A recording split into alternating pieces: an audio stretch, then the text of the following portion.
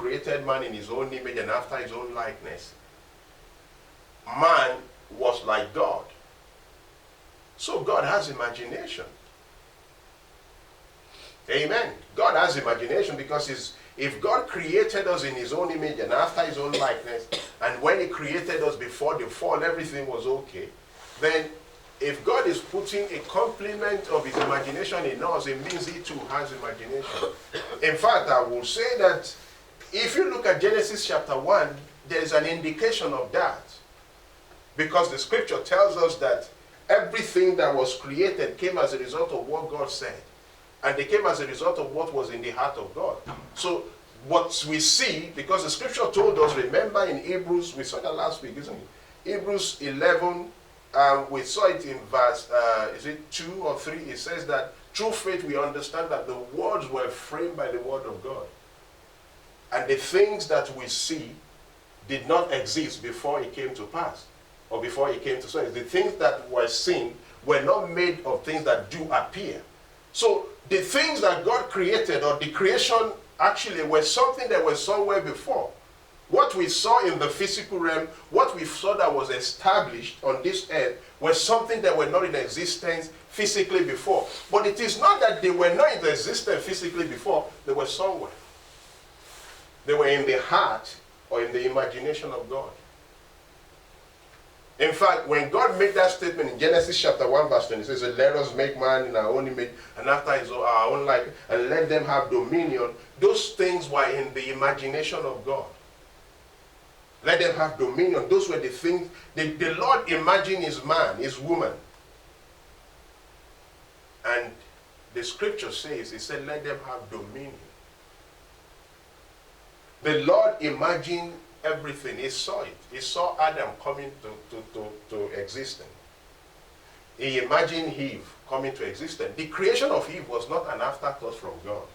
You know, some people think, oh, maybe the creation of woman was an afterthought from God. It wasn't. And how do I know that? Because the scripture gives us an indication there in Genesis. When God created us, the scripture tells us that male and female created he them. In fact, God separated his female part, so to speak, separated it from Adam and made a woman. That's it. Maybe a man with a womb. Should we call it that? Praise God.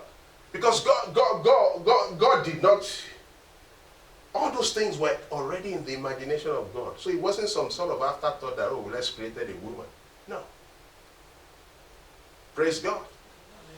Because that is God. In fact, because of time, we won't go into that this morning, but let's look at those things that pertains to imagination in terms of what God saw when he put everything in existence. Now that imagination was also given to man. And you see, the imagination God has given to us is so powerful that we are all using it. Every man, every woman, every boy, every girl on this earth is exercising the power of his or her imagination every day without even realizing it. It's like, you see, there's something about if you have a force or an energy or power, if it is not focused in a particular direction or in a particular thing, there is danger in terms of that force or that energy can be dissipated and it's of no use. But when it is focused, it can create a lot of things. It can achieve things that it's supposed to achieve. Same thing with our imagination. Now God puts it there. Praise God, for a reason. And before we go forward, I want us to look at this. This is a scripture I believe most people have read. But I want us to see something this morning because we are talking about the power of imagination. Let's go to the book of Genesis chapter 11. Now, before you know the story, because of what man did, the earth was destroyed. In fact, one thing that the scripture said is that God saw that the imagination of man begins to wax evil and evil by the day. So the the things that were happening on earth before the destruction of everyone on earth apart from Noah and his family was a result of what existed in human imagination that were put into operation and they were carried out, and those things becomes actions and things that eventually cause destruction. But now, after the fall, after the flood, Noah and his family emerge, praise God, because they believe God. They emerge to populate the earth. And the scripture says God blessed them. And God's plan when they emerge is for this earth to be filled. God did not have any plan for man to stay in one spot. He wants man to fill the whole earth. Do you know what I mean when I say man? Everyone, man, women, everybody fill the whole earth. Praise God. Now, Genesis 11 showed us something there. And I want us to see it because there we want to hear from what God says regarding the power of imagination to establish these things. He said, now the whole earth had one language and one speech. I'm reading from verse 1. And it came to pass as they journeyed from the east that they found a plain in the land of Shinar, and they dwelt there. Then they said to one another, come, let us make bricks and bake them thoroughly. They had brick for stone, they had asphalt for mortar, and they said, come, let us build ourselves a city and a tower whose top is in the heaven. Let us make a name for ourselves, lest we be scattered abroad over the face of the whole earth. So this was the intention of these people, to make a city, build a tower, and by reason of building that tower, every person on earth congregates around that plain of Shinar. Their intention is against what God has said in the beginning. God's plan is for us to fill this earth, for us to dominate this earth, for the glory of the Lord and the glory of his people to shine throughout the planet earth. That was his plan.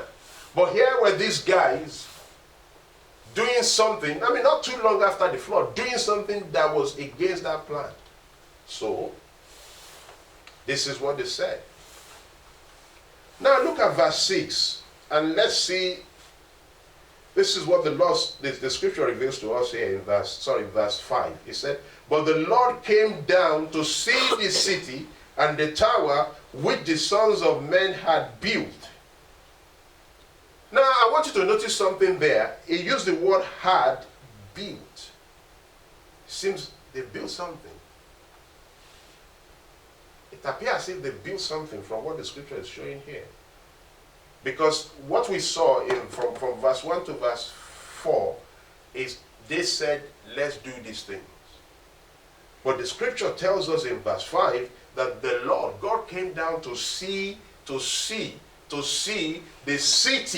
and the tower which these guys had built. Now look at verse 6. And the Lord said, indeed the people are one, and they all have one language. And this is what they begin to do. Now nothing that they propose to do will be withheld from them. Now look at verse 7. Come, let us go down and there confuse their language, that they may not understand one another's speech. So the Lord scattered them abroad from there over the face of all the earth, and they ceased building the city. Therefore its name is called Babel, because there the Lord confused the language of all the earth. And from there the Lord scattered them abroad over the face of all the earth. Now I want us to see something here regarding the power of man's imagination. The Lord said in verse 6, it said, they are one, they all have one language, and this is what they begin to do. Now, nothing that they propose to do will be withheld from them. That is, even the Lord cannot withhold what they have proposed to do.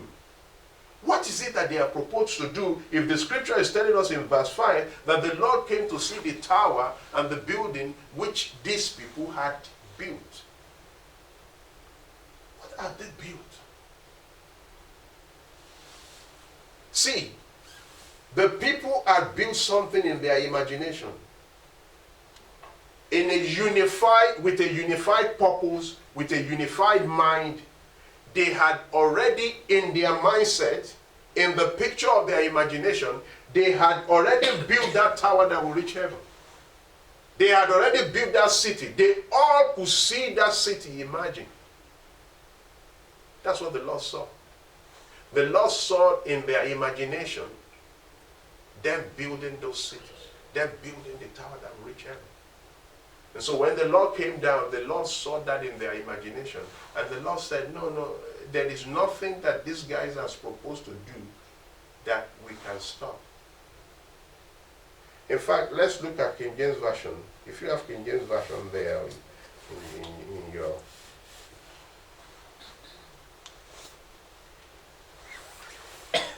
In verse 6, this is what King James Version says.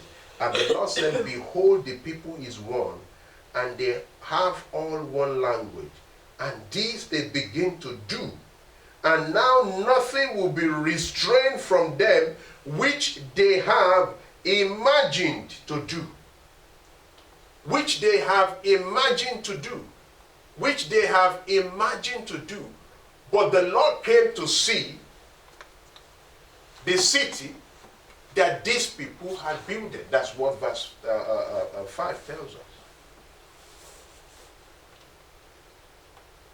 My point this morning, people of God, is to show us